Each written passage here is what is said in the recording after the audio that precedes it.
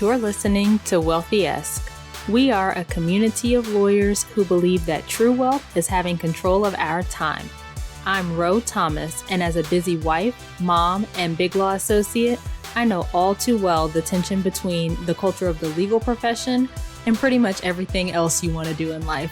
Each week, I'm bringing you the information and tools you need to take back control of your time by reframing your mindset and managing your money to achieve lifestyle freedom.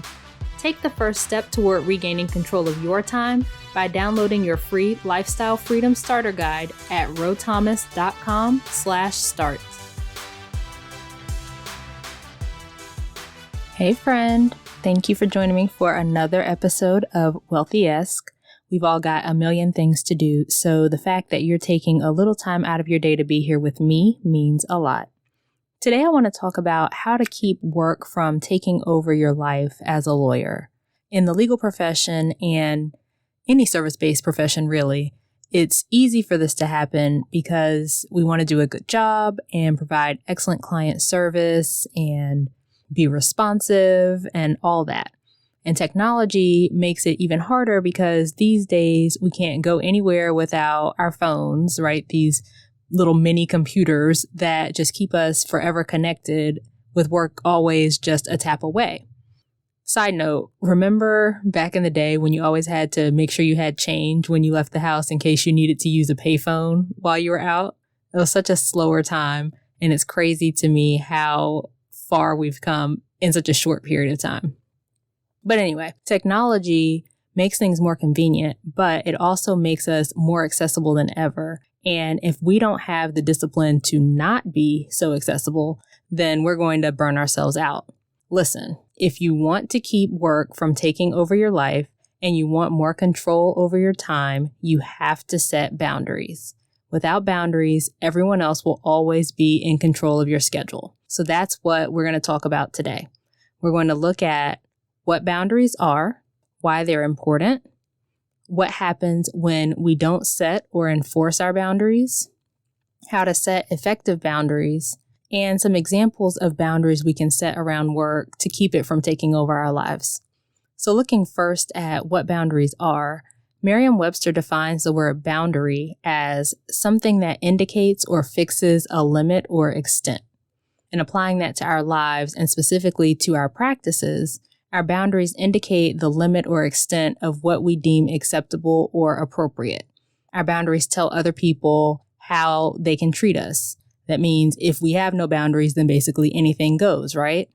Our boundaries are a reflection of our values, our priorities, and our goals. And we touched on the importance of getting clarity on those things in episode 2, the one thing keeping you stuck. So go back and check that episode out if you haven't yet.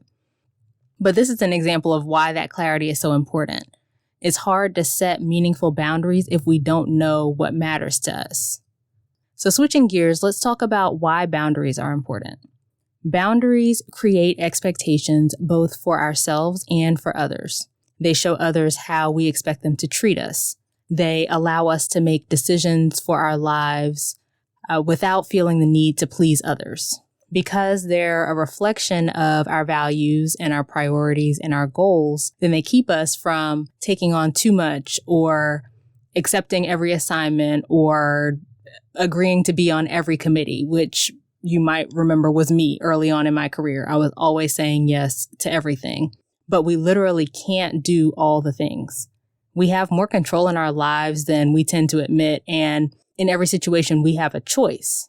And so what often happens is we don't enforce our boundaries and we allow people to cross them in all kinds of ways because we don't want to upset anyone.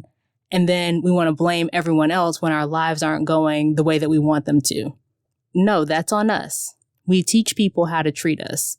We show people what behavior we will accept. And when we don't value ourselves, other people won't value us either. When we say yes to what everyone else wants us to do, then there's no room to say yes to the things that we want or that we value. We can't elevate how everyone else feels above our own feelings and well-being. Also, if anyone has a super strong reaction to you enforcing your boundaries, they're probably one of the people that you most need to set boundaries with. So now let's look at what happens when we don't set or enforce our boundaries. When we don't set boundaries, then we don't set clear expectations of how we expect to be treated. When we don't set clear expectations of how we expect to be treated, then there's tension when people don't treat us the way we want to be treated. And when someone crosses the line, if we don't speak up, we give the impression that we're okay with the behavior. You got to set those boundaries with the partners you work with your senior associates, with other colleagues, with opposing counsel, whoever. Set boundaries about what you will and will not tolerate. So I'm on this app called Fishbowl. Are you on there? Basically, people get on there and tell all their business. They talk about what's going on in their lives and at work and things like that. It's all anonymous, so people are super honest, and I've seen some wild stories on there. But 2 posts in particular caught my eye in the last week or so because they're particularly relevant to this topic. The first was an associate talking about working for the worst partner in Big Law. And in the post, the associate gives this example of the type of behavior that the partner is displaying. So the post says, "This is just one example, one of many. Calls me every day at 10 p.m. sharp to give me drafts that are, quote, needed the next day, but won't look at them for several days. And I'm not joking about every day." So my immediate reaction was, why are you answering the phone at 10 p.m. every night? Stop answering the phone, right? And a lot of other people in the comments said the same thing. This is a common example of the lack of boundary setting in our profession. And I don't know anything about the associate's seniority level, but I see it a lot with junior associates first starting out. I am forever grateful that one of my mentors warned me not to do this before I started working. Because, of course, lawyers are super type A and we want to do the best job and be super responsive and everything. But the thing is, if you don't set boundaries, no one else is going to do it for you. If you don't set boundaries and teach people how to treat you, they're going to treat you any kind of way. If you don't respect your time, no one else is going to respect your time. So if I were in that associate's position, I would set that boundary and stop answering the phone at 10 p.m. If you stop answering, the partner will eventually stop calling.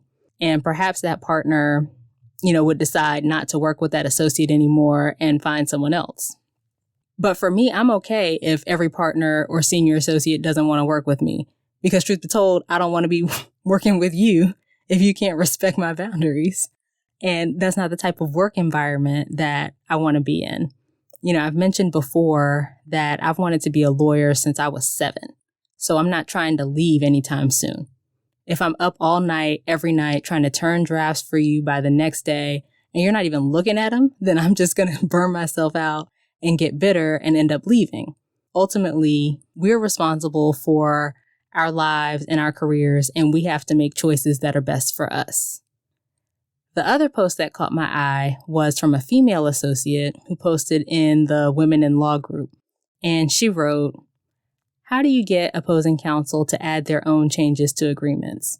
Example, working on a contract, sent it to opposing counsel. They respond, quote, please incorporate these changes into the agreement. Other attorneys will make their own modifications, then send it back with track changes. How can I make this an expectation with all attorneys? I feel like I'm doing their work for them and it's too time consuming." Yes, sis, yes, you are absolutely doing their work for them. Here's the thing. You're not obligated to do what someone else wants you to do. That's in any situation, but especially if you're dealing with something like this. Here, this woman is spending her life putting in changes that the other side wants. I wish I would. I told her that I pretend comments like that aren't there. So I'd respond with something like, "Thanks so much. Let us know once you incorporate those changes and we'll send the revisions on over to our client. I'm not spending my time doing your work for you, and my client is absolutely not paying for me to incorporate changes that your client wants."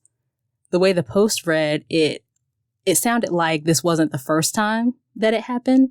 And if she had set that boundary at the outset and let counsel know that she's not incorporating his changes, and look at me assuming, right? I don't know anything about who that counsel is, but when this has happened to me in the past, it's always been with older men.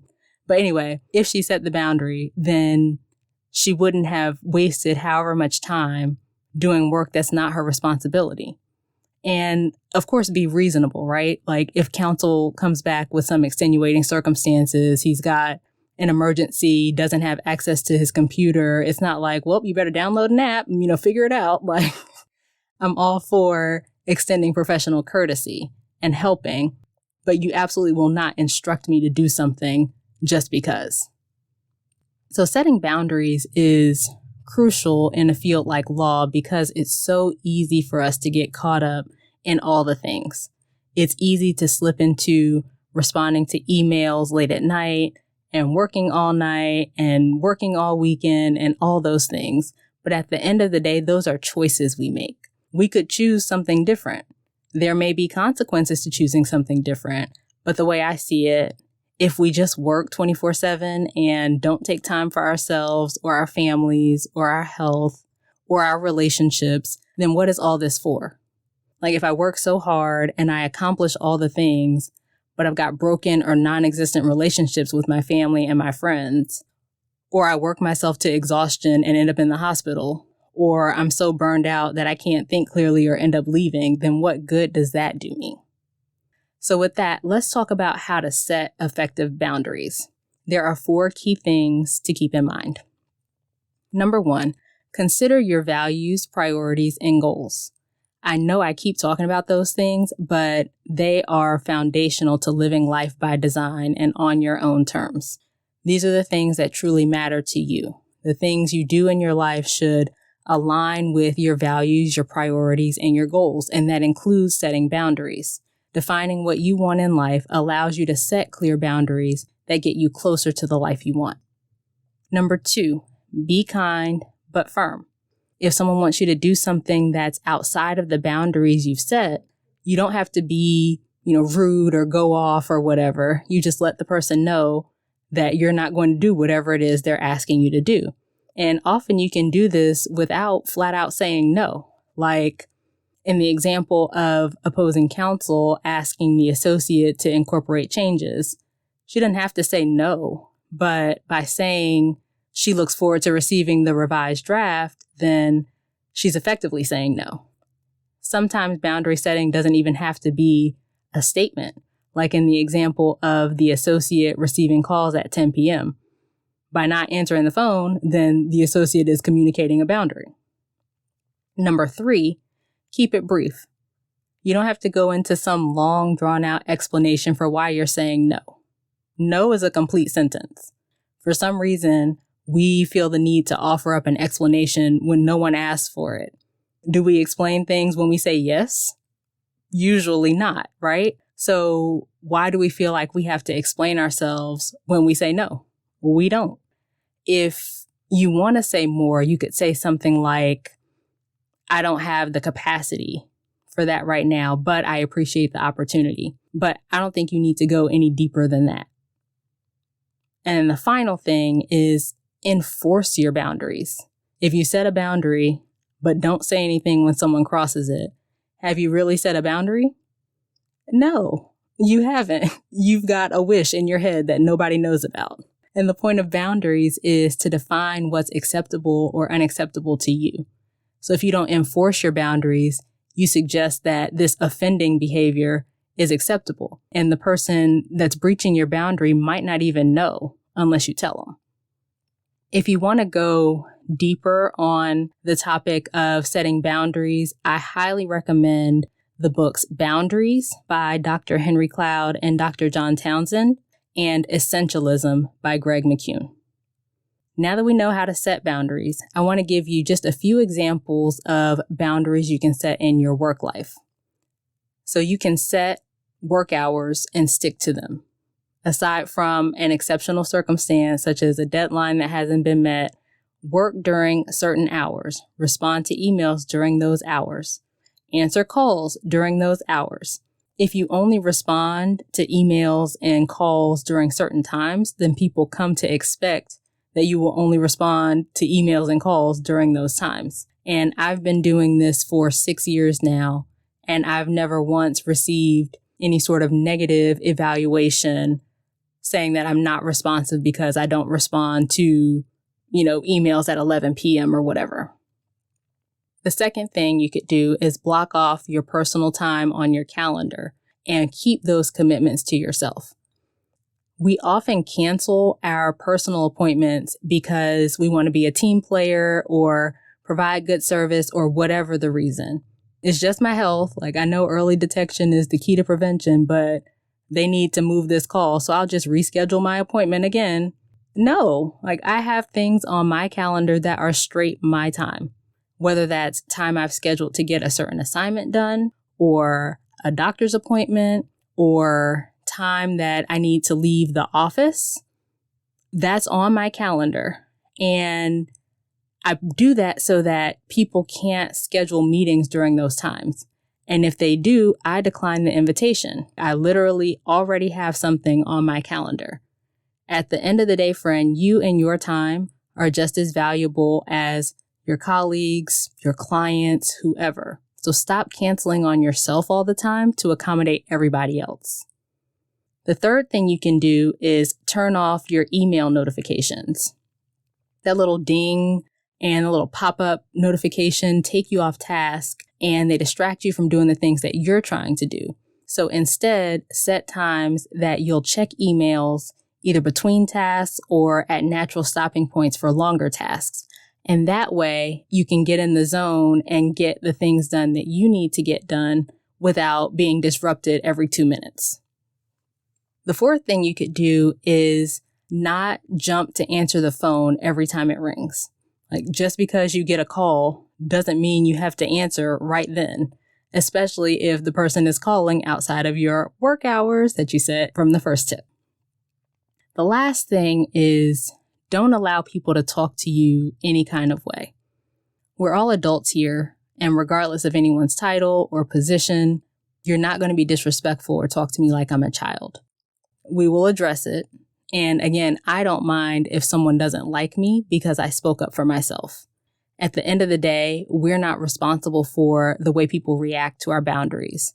And as I said before, if someone reacts negatively to a boundary you set, they're exactly the type of person that you most need the boundaries for. So let's recap. Boundaries indicate the limit or extent of what we deem acceptable or appropriate.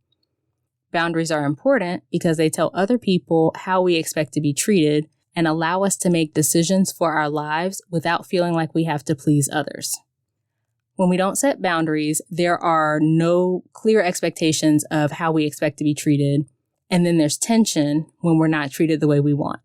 Further, when we don't enforce our boundaries, we give the impression that offensive behavior is acceptable. We can set effective boundaries in 4 ways. Number 1, keep our values, priorities, and goals in mind. Number 2, be kind but firm in communicating our boundaries. Number 3, be brief and don't offer extensive explanations for our boundaries. And number 4, actually enforce our boundaries when they're breached. Finally, we talked about a few ways to set boundaries at work, including setting your work hours and sticking to them, blocking off personal time on your calendar, turning off the email notifications, not answering the phone every time it rings, and not allowing people to talk to you any kind of way. Okay, that's it for this episode. Join me over in our private Facebook community, the Wealthy Yes community. I would love to talk further about how we can get more in control of our lives by setting boundaries. You can head to rothomas.com/community to join.